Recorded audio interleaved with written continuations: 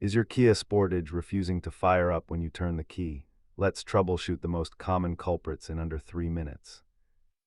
Statistically, 7 out of 10 no-start issues on these SUVs are caused by a weak battery or bad connection.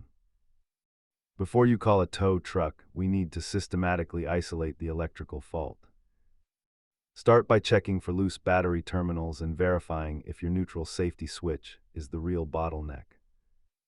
These are your 4 primary suspects, ranging from a simple drained battery to a failed starter motor. If the basics check out, look deeper at the ignition fuses or potential issues with the immobilizer system.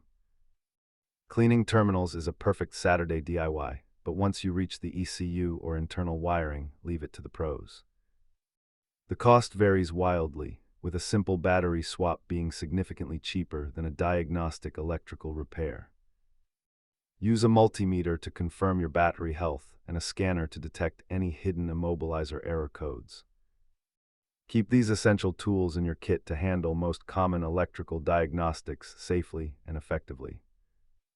Remember, a locked steering wheel can often mimic a bad ignition switch, so check that first. If these steps haven't solved your Kia Sportage starting issue, it is time to consult a professional mechanic. Drive safe.